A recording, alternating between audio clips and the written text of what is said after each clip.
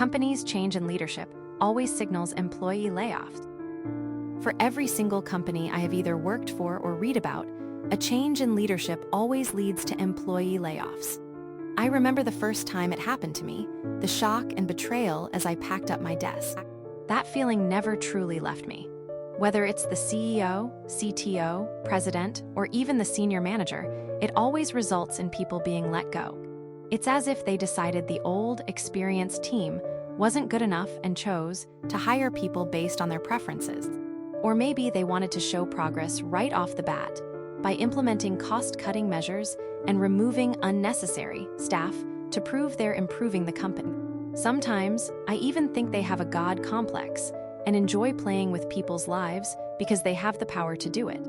If I ever met a company that went through a leadership change without ruining my life, I would be loyal to that company forever. However, Interstellar Bytes, the company I work for, underwent a CEO change 2 weeks ago. Now they are announcing cost-cutting measures, including layoffs. Figures. I've only worked here for 1 year, and now they decide to let people go. Why can't luck ever be on my side? The new CEO is overseeing the layoffs personally. The office is awfully quiet today, the usual hustle and bustle replaced by a tense silence. Fear is evident in my colleagues' eyes as they wait for their names to be called. The manager is calling out names from the piece of paper he's holding. He's sweating bullets, probably because he has no stomach for this. Nice guy, though. It's a shame he's been assigned to this task.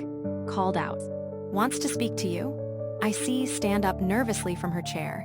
She slowly walks into the boardroom where the layoffs are being conducted. Poor lady. She was always nice and liked cracking jokes all the time. I look at the clock. 20 minutes have passed and I haven't seen leave the boardroom. That's weird. There's only one entrance, so how did she leave? In fact, I didn't notice, or the others leave the office after being called in. What's going on here? My thoughts are interrupted when I see signaling me. I must have missed him calling my name. He points me towards the boardroom. I stand up nervously and walk towards it. I know what's going to happen, but it seems like it always gets harder each time. I knocked on the door and heard a woman's voice reply, "Please, come in." I opened the door and slowly entered the boardroom. I saw a beautiful yet intimidating woman sitting at the table opposite me. She didn't say a word when I entered, just kept staring at me. Finally, after a minute or so, I sat down. Nervous? Well, I think it is warranted. "I see that you know what is happening in the company," said to me grimly. "I'm not surprised," I replied. "It happens every time there's a leadership change." "Correct," she said. "Only this time it is a little different. See, the difference is, I am the closest thing you will see or experience as a god, and your life now depends on me." "Yeah, right," I scoffed at her, recognizing her behavior as typical god complex nonsense. "Based on your profile and your thoughts, I see that you have worked in 3 companies excluding this one, only to be let go because of a change in the CEO, senior manager, and CFO," she said, locking her gaze with mine, making me uncomfortable for some reason. "You also have problems with your personal life," she added. "Wait," I interrupted. "You have been single your entire life," continued, ignoring my interruption. "You have no real friends, your entire immediate family has passed away, and you have never had a significant other before. By empirical evidence, you are quite the loner." I gaped in silence for a bit, shocked by how someone could say such awful things. "So you invaded my privacy by looking at my social media profiles. I'm not surprised by this, but to use this against a fellow human being, that's just low. On top of that," she continued, "you have become quite accustomed to bad luck. You have tried to date people or make friends, but your personality and coincidences get in the way. I see that your latest conquest, if you can even call it that, was with a beautiful woman named Erica. I see that she ghosted you. Although you treated her to a nice meal at your favorite Italian restaurant and did everything correctly, she did not seem at all interested in you. Perhaps it is because you are not exciting to her." I got up, furious at, "What the hell? Are you spying on me? That's my own private life that has nothing to do with this company." "What were her words precisely?" she said, smiling and pretending to ponder. "Ah, yes. I need someone in my life who's more exciting, more outgoing." I sat back down in shock. She had said those words exactly in Erica's voice. My mind raced, trying to comprehend how she could know those words, let alone how she could mimic Erica's voice so perfectly. "What about your mother?" continued. "Remember how she wanted you to marry someone nice, someone special, before she passed away. Too bad her and your father's deaths were premature. In a car accident, no less, right?" She opened her mouth, and I heard the sounds of screeching tires and then a large crashing sound.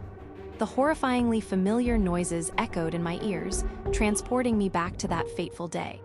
I heard my mother and father crying and screaming, their voices filled with pain and terror, before a large explosion silenced them forever. My heart pounded in my chest, and I felt a cold sweat break out on my forehead. That was one of the worst collisions in this region in a decade or so.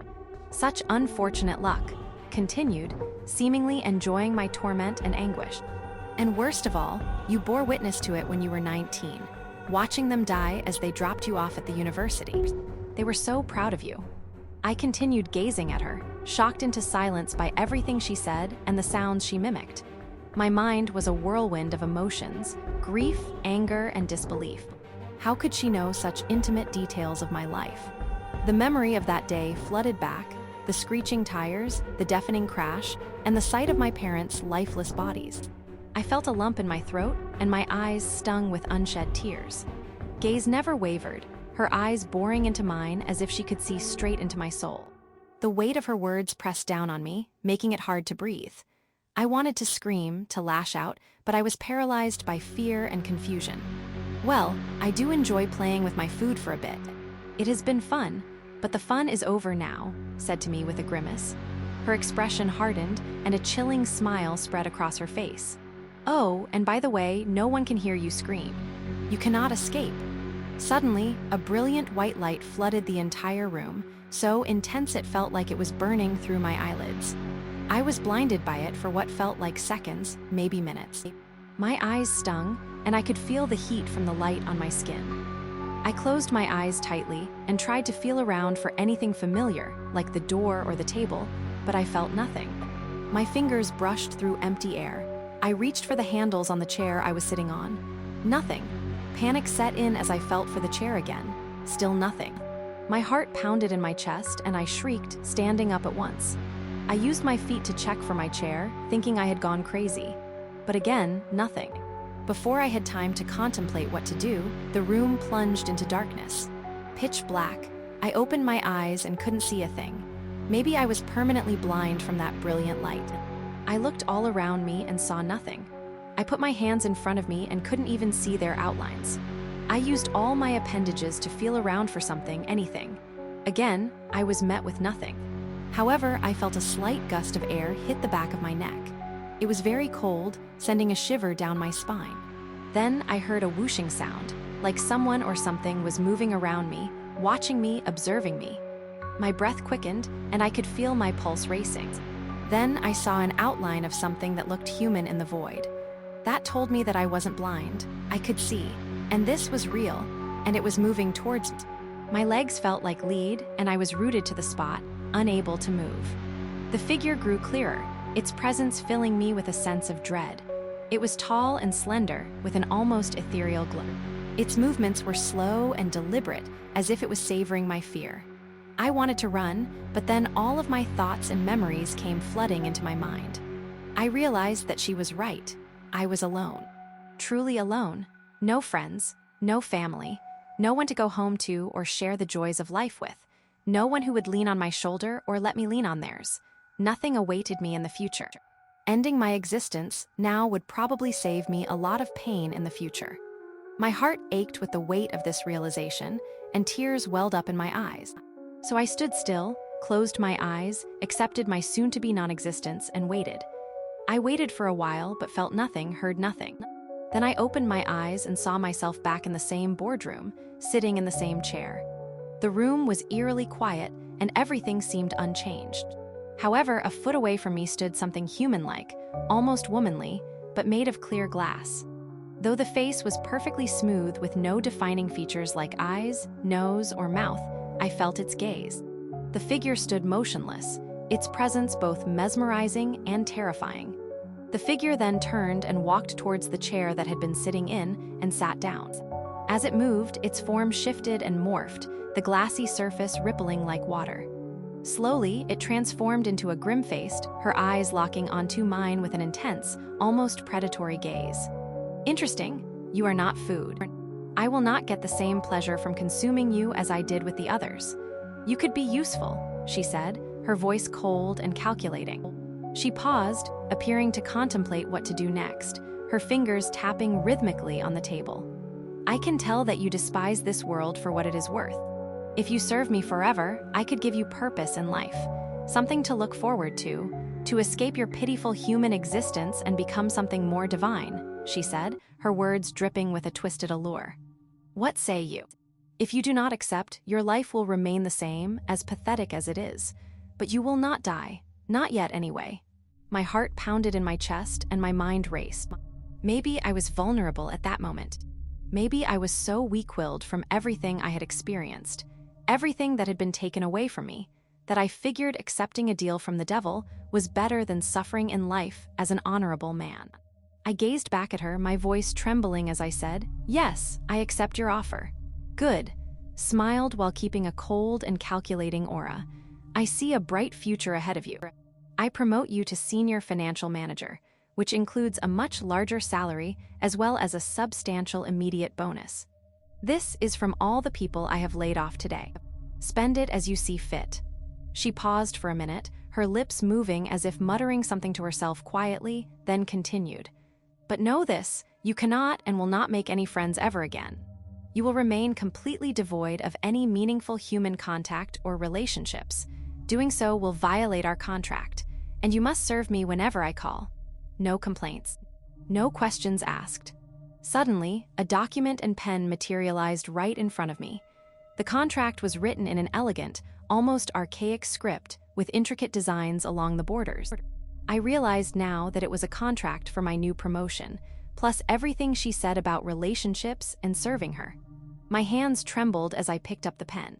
I signed the contract, feeling the pen's weight drag across the paper. A strange calm settled over me. I slid the contract back to her. She looked at it, signed it, and handed it back to me. "Keep this. It is now for your records," she said, her voice dripping with satisfaction. "Right, I should mention that you will lose your emotions, your pleasures, your pains as you continue to serve me. Well, the human parts, that is. I do not think this is a problem for you, right?" I nodded in agreement, feeling a cold numbness settle over me. "Good," she continued. "Now can you call for me? He is next on my list." I stood up, shook hands with her, and exited the boardroom. I approached and spoke to him with a smile. "Hey buddy, you're next. Good luck. You'll need it." Seemed to be in complete shock when I uttered those words to him. He approached the boardroom slowly, hesitated, then entered it. Somehow, I reveled in it, which is not something I have done before. As I watched him disappear behind the door, a strange sense of satisfaction washed over me. I realized that I had crossed a line, becoming part of the very system I once despised. I returned to my desk, the contract still clutched in my hand. The office was still eerily quiet, but now it felt different. I felt different. The weight of my decisions settled over me, and I knew there was no turning back. I had made my choice, and now I had to live with it. As I sat down, I glanced at the contract one more time. The elegant script and intricate designs seemed to mock me. I tucked it away in my drawer, knowing that my life had irrevocably changed. The future was uncertain, but one thing was clear. I was no longer the same person who had walked into that boardroom.